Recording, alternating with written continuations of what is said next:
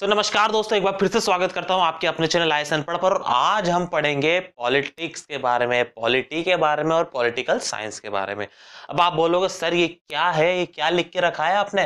Polity, politics, political science. अब देखो मैं बताता हूँ।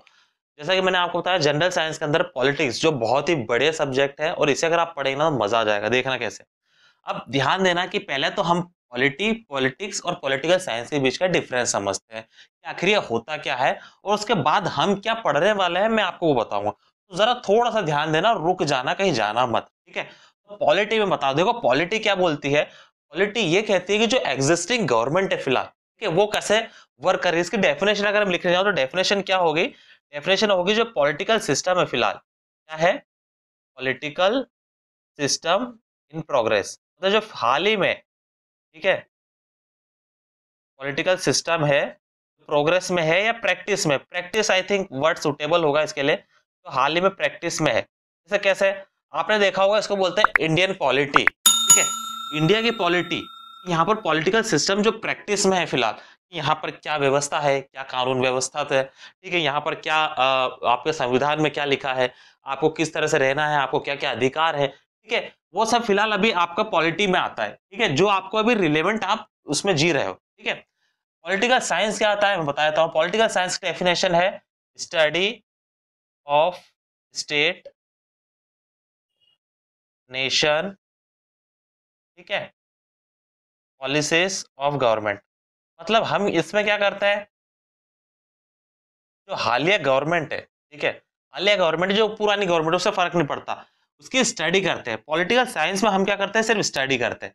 स्टडी किसकी किस करते हैं, चाहे फिर वो स्टेट हो गया, नेशन हो गया, उसकी पॉलिसी हो गई किसकी, गवर्नमेंट की, ठीक है। तो यहाँ पर हम करते हैं सिर्फ स्टडी, उसको कहा जाता है पॉलिटिकल साइंस, ठीक है। ये आपको ये समझ में आया? यहाँ पे जो पॉलिटिकल सिस्टम जो प्रैक्टिस में है हाल में, उसके बारे में पॉलिटिकल साइंस में सिर्फ स्टडी करते हैं। और तीसरी चीज आती है पॉलिटिक्स। अब पॉलिटिक्स क्या, देखो बताता हूँ इसकी डेफिनेशन कैसे देंगे हम। देखो, अचीविंग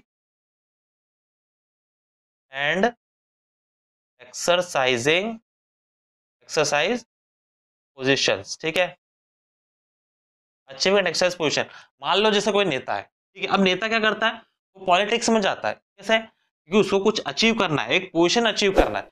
मान लो पीएम क्या हुआ, पीएम एक पोजीशन हुई, ठीक है, तो पॉलिटिक्स कहलाएगा। प्रेसिडेंट क्या हुआ, पोजीशन हुई, ठीक है। आपका गृह मंत्री क्या हुआ, राज्य मंत्री क्या हुआ, ठीक है, फाइनेंस मिनिस्टर क्या हुआ, ये सब क्या हुआ, पॉलिटिक्स हुई। मतलब यहाँ तो जो पॉलिटी क्या बोला था मैंने, पॉलिटिकल सिस्टम जो प्रैक्टिस में है।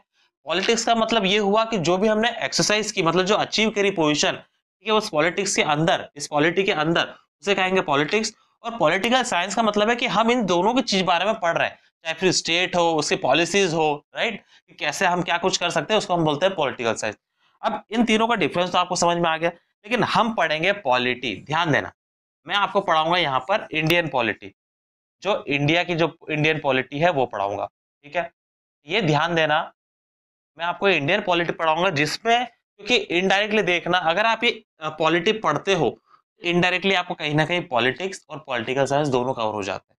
क्योंकि इस पॉलिटी के अंदर आपको जब इंडियन पॉलिटी पढ़ाऊंगा, मैं आपको बिल्कुल शुरुआत से किस तरीके से अंग्रेज आए, ठीक है, जब उन्होंने 1600 समथिंग में ट्रेडिंग की शुरुआत के दौरान आए, फिर 1816 1700 से 1700 में बंगाल और उड़ीसा में उन्होंने कब्जा किया, रेवेन्यू वहां पे करा। उसके बाद फिर 1858-57 की लड़ाई करी, लड़ी ना हमने, जो लड़ाई लड़ी थी, जैसे मंगल पांडे जी ने बिगुल बजाया था लड़ाई का, महारानी लक्ष्मीबाई, इन सब की क्रांति हुई, फिर 1947 में हम आजाद हुए, 1950 में हमारा कॉन्स्टिट्यूशन बना, ठीक है। और उसके बाद आज तक की पूरी कहानी, कैसे कैसे आपका कॉन्स्टिट्यूशन बना, तो उसमें क्या राइट्स हैं, आपको क्या अधिकार हैं, फंडामेंटल राइट्स क्या होते हैं, इन सभी चीजों के बारे में बताऊंगा, लेकिन पूरा आपको स्टार्टिंग से पढ़ाऊंगा, ठीक है।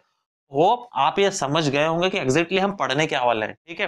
ये आपको डेफिनेशन आना चाहिए कि बहुत सारे जो आप कॉम्पिटिटिव एग्जाम देते हैं ना, तो वहां कहीं ना कहीं जहां पर जो रिटन एग्जाम होती है, ऑब्जेक्टिव में तो बहुत कम पूछा जाता है ये सवाल, लेकिन अगर आप पीएससी यूपीएससी समथिंग की अगर तैयारी करते हैं तो वहां पर आपको ये जरूर पूछा जाता है, ठीक है। तो होप आपको ये समझ में आया होगा एग्जैक्ट में समझाने क्या चाह रहा हूँ। अगर समझ में आया तो हमेशा की तरह लाइक करें, शेयर करें, सब्सक्राइब करें।